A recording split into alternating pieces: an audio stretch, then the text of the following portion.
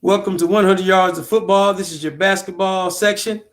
I'm your host, Bryan Spencer. I'm being joined again by Coach Will Witherspoon from Walnut Grove High School. It's a pleasure to have you back.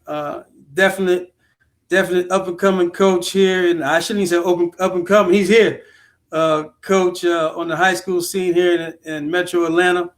How's it going, Coach? I'm good, man. I appreciate you guys tolerating me enough to come back and do this one more time, man. I enjoy it. I can talk sports all day long. So thank you for having me. Yeah, well, it's great to have you, man. And I know a lot of stuff going on, especially on your level in the high school scene here in Georgia. And I know you guys had a meeting. GHSA had a meeting yesterday on the future of sports this season. Kind of give us an update on that meeting, what took place. All right. So particular, the meeting was in reference to fall sports. And I think that gives the winter sports a pretty good indication.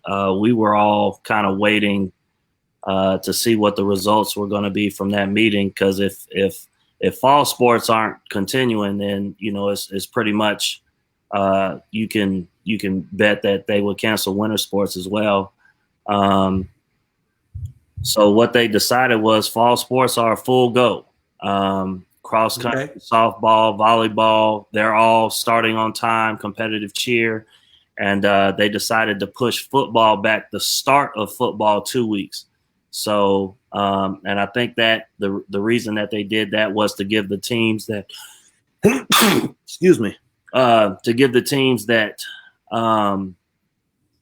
maybe haven't been able to do some stuff with the closing of because of COVID, to give them an opportunity to get acclimated and get some practice time mixed in there. So they bumped back the start back 2 weeks, but they're a full go.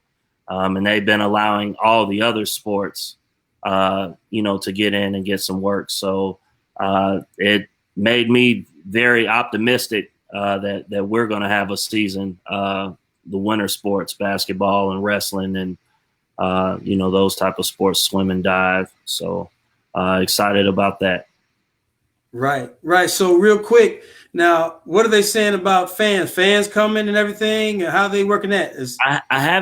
I didn't receive any what they're talking about yet with the fans. What the document that was attached had recommendations for what based on the medical professionals that GHSA has partnered with.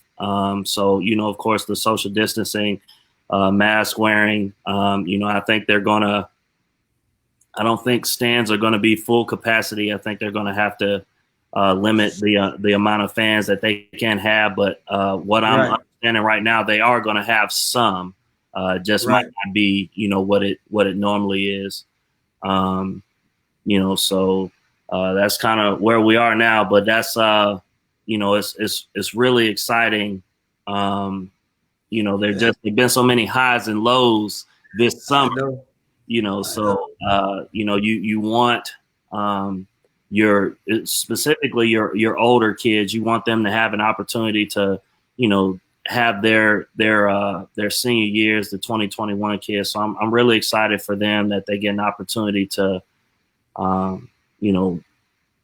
play their senior year. And with all the uncertainty, I'm really excited. For those kids, and not just mine, but all the kids in the state of Georgia, no doubt. That are experiencing this, because we're all in this together. So I'm excited for that. I think it's really, really good for mental health. I know me personally, I hadn't been overly fond of being locked up in the house this entire time, but I am excited that the kids will get an opportunity to play. Yeah, man, talking about excitement, man. I got out this past weekend and actually saw a couple games, and man, just to get back in the gym, that was, oh my goodness. And I got the Lakers, the Clippers and the Magic on over here to my left. Yes, So sir. I'm excited about what's going on, man. And Yes, it feels it feels good, man. I don't know what I would do if I had to go any longer. But very good to see those guys back on the TV screen. I've been locked in since about 2:45 myself, so right. I'm excited to see some basketball back on the tube, some live basketball, might I say. Right, definitely. So talking about basketball, man, this is what we do. NBA basketball's, started their little mini preseason schedule. And for those that don't know what the NBA has done, they're going to start games on the 30th of July, I believe. And they've taken the season as it ended, the 8 teams that would have qualified for the playoffs, any team that was 6 games or less behind the 8th seeded team, they put them into this pool of teams, and they're going to have an 8-game kind of mini season. So with that being said, man, let's work with the West, man. We got Memphis sitting in that 8th spot. We got 5 teams fighting to get into that 8th spot. The Lakers are sitting on at the number 1 seed currently right now. Who do you have, in your opinion, the top 2 teams coming out of that West? Well, I know some people are going to ream me for this, and these are easy answers, but I got to go with the 2 teams that are currently at the top of the West right now, the Lakers and the Clippers. I firmly believe. We can argue about who the best player in the league is right now.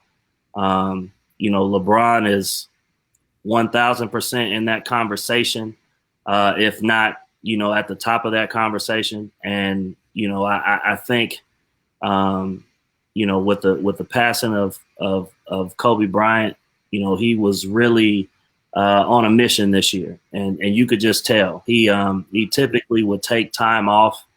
Not time off necessarily on the court, but just, he would kind of coast through the regular season and then try to turn it up. But he had really expended a lot more energy this year, during the regular season than he has in the past, because, he had a singular focus, right, that he wanted to do this for him. And I think that determination is going to go really, really far. I think he does a phenomenal job of making the players around him better.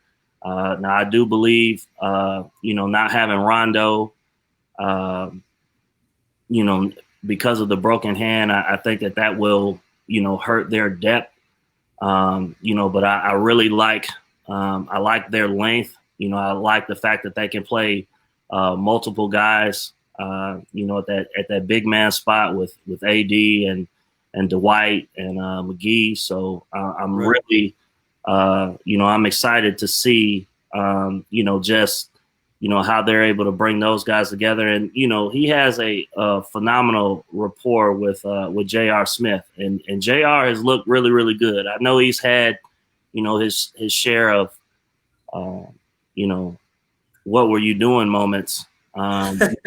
But he, he's a proven winner. He's a champion, and that experience when you get in the playoffs takes you far. So I really, really like them, and but I'm in my opinion, I feel like the Clippers are a little bit above everybody else, and there's several reasons for that. I'm a huge fan of their coaching staff. I think they put together a phenomenal coaching staff. In particular, Tyronn Lue, just in his experience with coaching alphas in LeBron, and he's got championship pedigree. Doc Rivers himself has championship pedigree. I love the fact that they have the 2 All-Stars and Kawhi Leonard and Paul George. Both of them were kind of nursing injuries. And, through COVID has been both a blessing and a curse, but, it's allowed some of those nagging things. They've been able to get healthy. Right.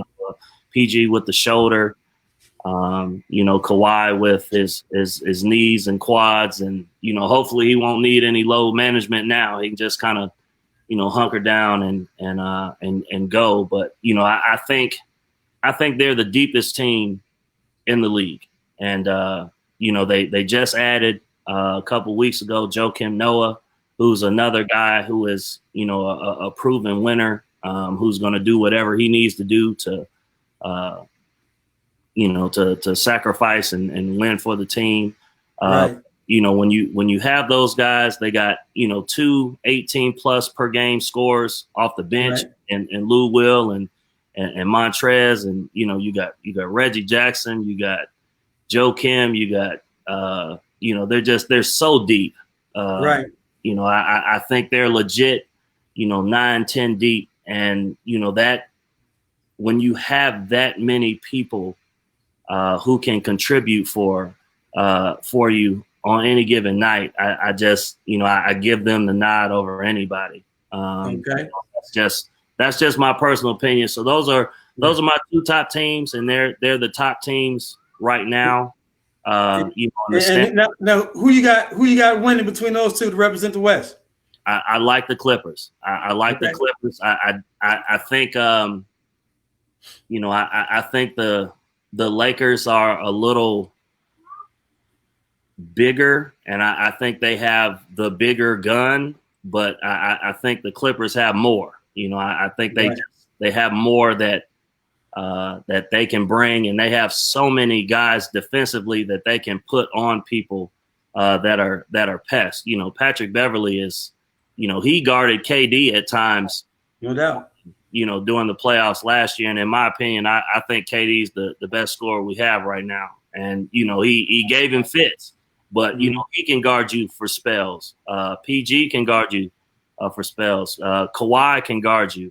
I think the Morris twin, when they do when they put you in the pick and roll and switch, he can guard you. They have so many guys that can guard you defensively, without needing a lot of help, but they can help you too. So I give them the nod, but it is going to be tight, and I'm really, really excited, particularly for the West, because I think there are a lot of teams, that are going to have something to say, once the play starts. Yeah, and it's going to be interesting because, when you look at, I think the 8th seed, it's Memphis has like 3 games on Portland, but I could see Portland slipping into that spot. You got guys like Dame who could get crazy,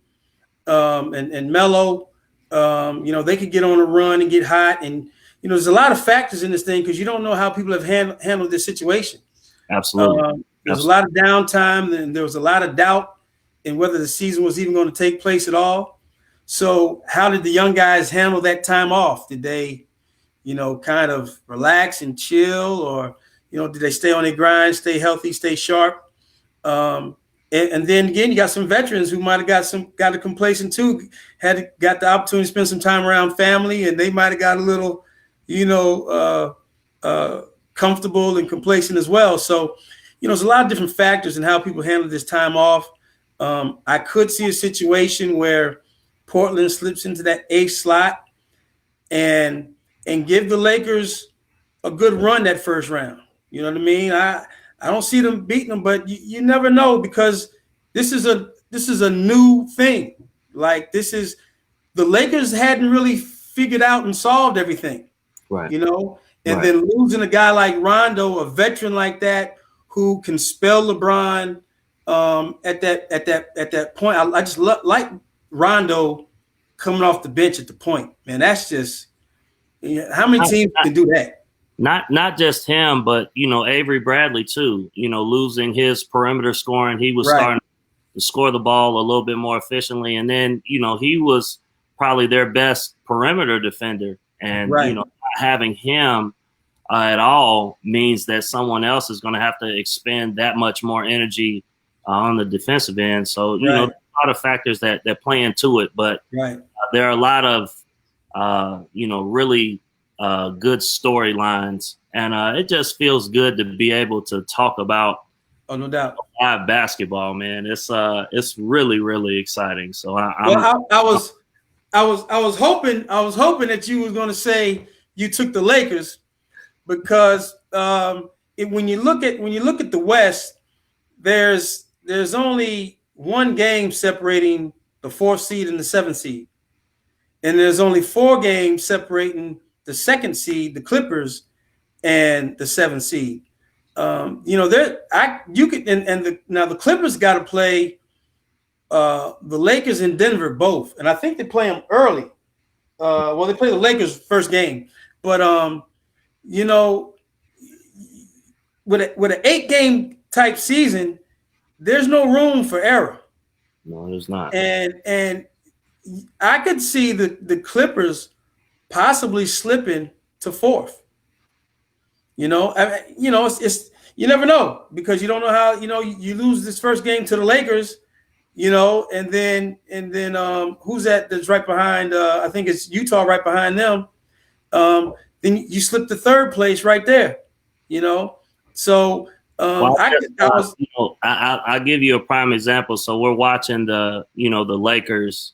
I'm sorry, the Clippers and the Magic game that's on right now, right? And, the starting group has gotten, particularly Kawhi and PG have gotten limited minutes. So, when they first subbed out, they were down about 12 or 14. Right. And the Clippers went to their second group and they eliminated the lead like that. Just like that. I mean, within 4 or 5 minutes, not only were they back in it, but they had the lead. And it speaks to that depth.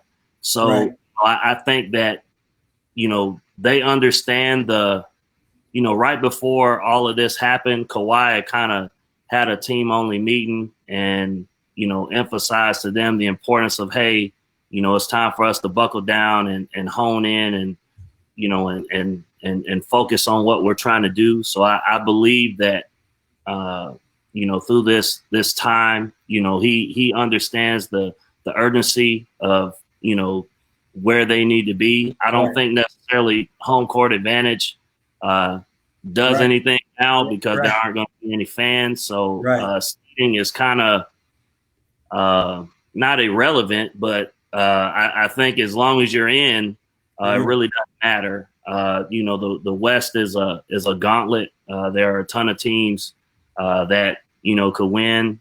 You can't discount the Rockets. I've been a huge fan of Dallas, and what they're doing. Of course, you mentioned Denver. So there aren't going to be any easy games, any easy series. They're all going to be tough, and those wins are going to be hard to come by. So, I think it's going to be a lot of the little things that separate, what allow teams to move on. And my personal opinion, I think the Clippers just have more that they bring to the table than anybody else, from the coaching to the depth to, the amount of guys that can score to, defensively, so that's my opinion.